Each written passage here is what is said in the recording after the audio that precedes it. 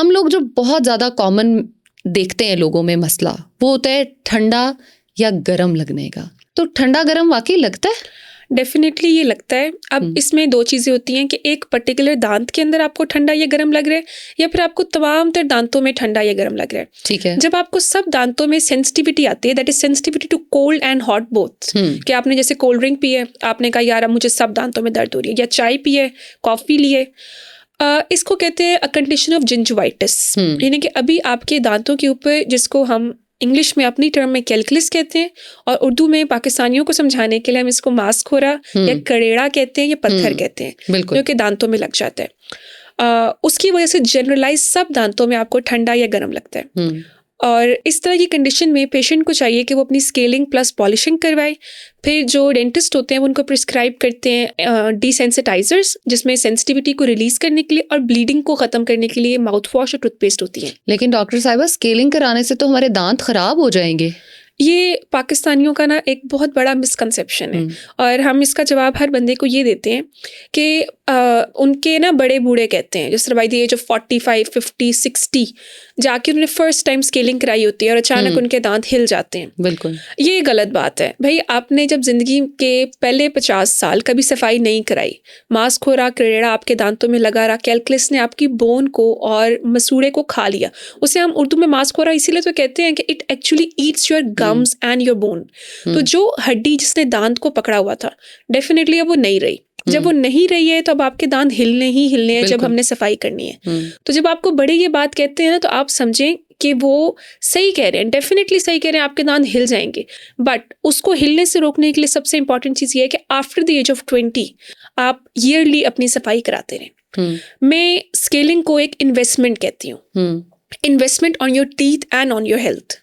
अगर आप आज ये इन्वेस्टमेंट कर रहे हैं ना, आफ्टर द एज ऑफ 20, बेशक आप हर 2 साल के बाद चले जाएं, आपको एक पर्टिकुलर अमाउंट ज़्यादा लगती है स्केलिंग के लिए, तो आप हर 2 साल के बाद ये स्केलिंग करवा लें, तो आप बाय द एज ऑफ 40-45 महसूस करेंगे कि आपके दांत वहीं के वहीं खड़े हैं, ना उनसे मसूड़ा ख़त्म हुआ है, ना उनसे हड्डी ख़त्म हुई है। आप सिंपल ये कहना चाह रही हैं कि अगर 40 के बाद भी आप खाने खाना चाहते हैं, गोश्त खाना चाहते हैं, तो अपना 20 के बाद ख्याल रखें। डेफिनेटली, क्योंकि ये एक इन्वेस्टमेंट है। जब हम अपने कपड़ों पे, अपने बालों पे, अपने मेकअप पे, हर चीज पे इन्वेस्ट डॉक्टर साहब, देखिए कपड़ों पे तो हम इन्वेस्ट कर सकते हैं ना, मेकअप पे कर सकते हैं, वो नजर आने होते हैं। दांतों का क्या है, खाना ही तो होता है। खैर है, हमें यही तो चीज समझने की जरूरत है कि सिर्फ जाहिरी चीजों के ऊपर इन्वेस्ट करना हर चीज नहीं होती। अपनी हेल्थ के ऊपर इन्वेस्ट करना इज वेरी इंपॉर्टेंट थिंग।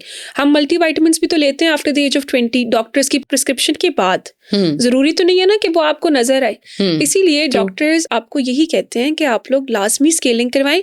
उसमें हमारा फायदा नहीं है, हमारा फायदा तो वही है कि आप after the 40 years of age आए, हम दांत निकालें और इम्प्लांट्स लगाएं।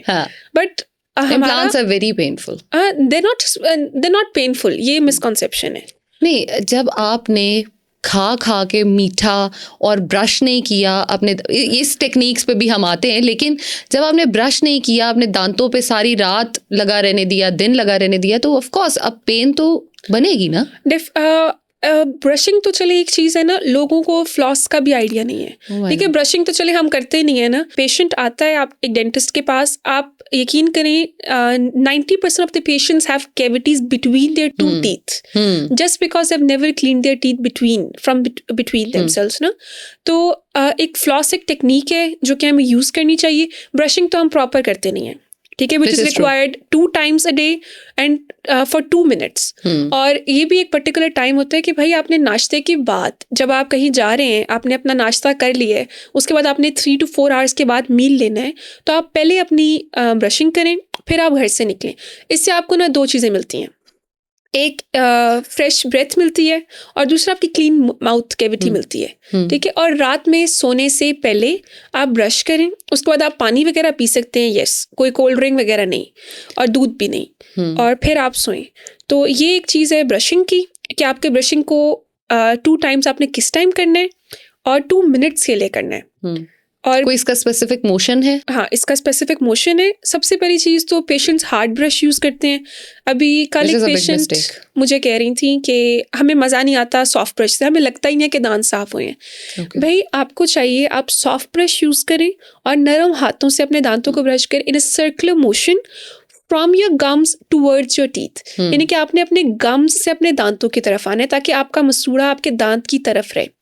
पेशेंट क्या करते हैं, ऐसे ऊपर नीचे ब्रश करते हैं और बहुत हार्ड, ये तो आप ट्रॉमा देते हैं। डॉक्टर साहिबा हमें ना स्क्रब करने की टेक्निक सिखा रही हैं, जैसे हम अपने फेस को हल्के हाथों से स्क्रब करते हैं ना, वैसे ही हल्के हाथों से अपने दांतों को भी ब्रश किया और करें। 2 मिनट तक जब आप अपने दांतों को एक पर्टिकुलर मोशन में साफ करते रहेंगे तो डेफिनेटली उसके ऊपर से जो प्लाग लगता है, एक येलो सी टिनेशियस सी यानी कि चिपकने वाली लेयर आपके दांतों पे लगी होती है, वो इस 2 मिनट की ब्रशिंग से उतर जाती है और वो फिर आपके दांतों को हेल्प करती है टू री-अटेन द मिनरल्स जो कि आपके सलाइवा के अंदर मौजूद है। ठीक है, वो प्लाग लगा रहेगा ना अगर आपके दांतों के ऊपर, तो आप समझे वो जो मिनरल आपके थूक के अंदर मौजूद है वो आपके प्लाग के ऊपर लग के मास्कुरा क्रिएट करेगा। तो इसीलिए हम कहते हैं कि after having a breakfast get your brushing done and then go out, ताकि वो जो 4-5 घंटे आपका मुंह साफ है तो वो आपके दांतों के अंदर मिनरल को ऐड करने में हेल्प करता है।